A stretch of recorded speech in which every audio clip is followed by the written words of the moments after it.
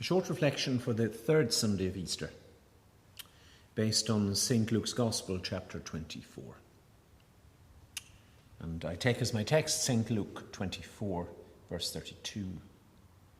They said, "Were not our hearts burning within us while he was talking to us on the road, while he was opening up the scriptures to us?" If our theme throughout the season of Easter is the theme of hope, today's Gospel gives us some real sense of what hope is and how hope works. In a walking culture, people simply fall in with one another and become companions on the road. Two of the apostles are walking to Emmaus. A stranger falls in with them. Because they are already deeply engrossed in conversation, they cannot understand why he would not know what they are talking about, when, in their opinion, there was only one thing to be talking about, and that is their bereavement and their loss of Jesus, their friend. Grief, as we well know, fills all the available corners of our being and becomes both our horizon and our plenitude. It also becomes the only thing we experience at all times. And if we don't take a little bit of care, it becomes the only thing about which we talk when we are with others. We can begin to forget that there are other topics of conversation. Now, the stranger encourages them to tell their story, and they tell it with great accuracy and in great detail. Now, they seem both to recognize and not to recognize that the stranger is moving along with them in every part of the story as they have told it.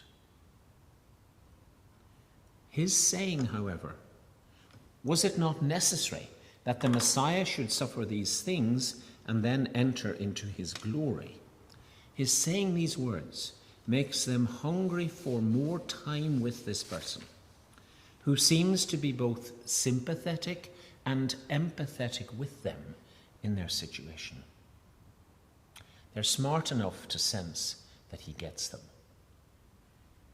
It is in his shifting focus and role, in his becoming the instinctive host at their simple dinner and doing the breaking of the bread, that opens their eyes to who he is and why he is able to do what he is indeed able to do, that is disclosure.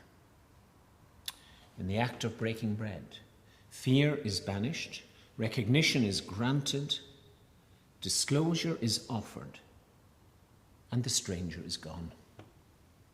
In this act of breaking bread, the whole of Christian history yet to come is unfolded, uncorrupted by churches and the frequently vicious politicking of their members, internally and externally.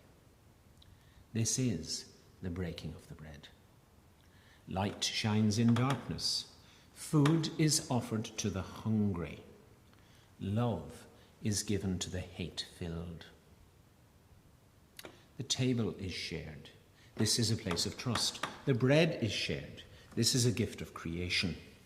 The risen Lord, now a stranger, but a kind stranger, does yet again what he first did when he came to earth, that is, abide.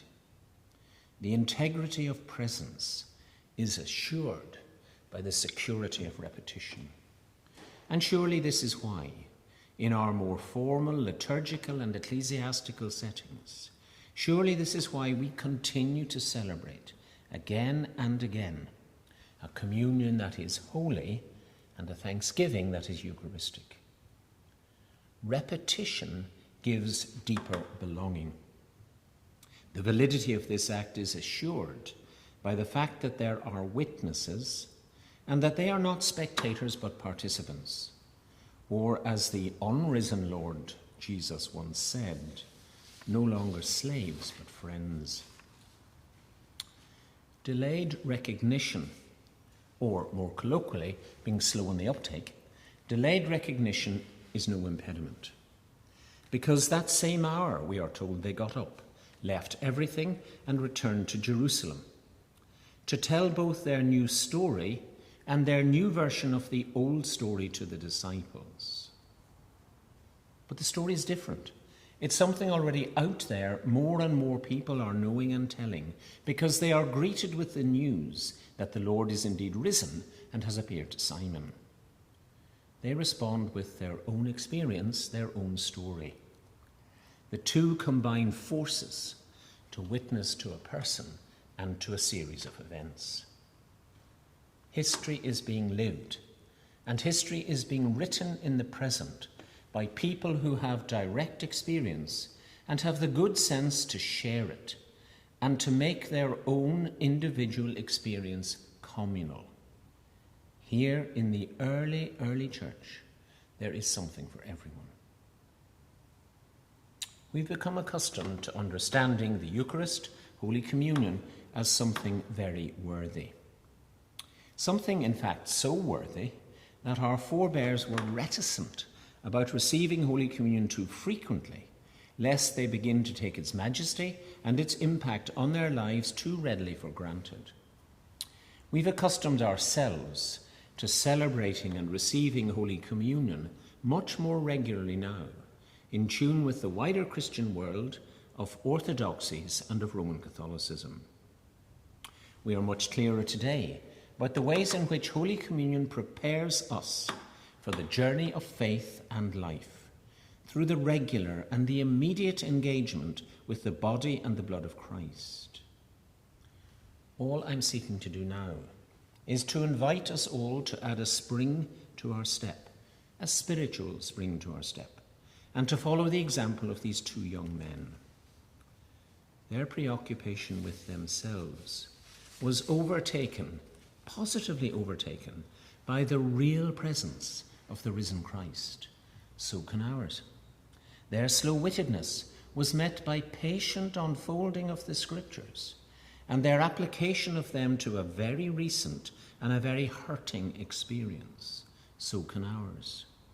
Their instinct was to get up and go, to tell their friends in Jerusalem their own narrative, and how it weaves with the narrative of Jesus and of the Scriptures. So can ours. They had indeed travelled a long way from the disciples, among whom, of course, they too were numbered. The disciples who once asked the same Jesus, "Are you the one who was to come, or should we really be looking for somebody else?" God may indeed be the God of surprises. God is not the God of vindictive memory, but of loving memory. St. Luke 24, verse 35. Then they told what had happened on the road, and how he had been made known to them in the breaking of the bread.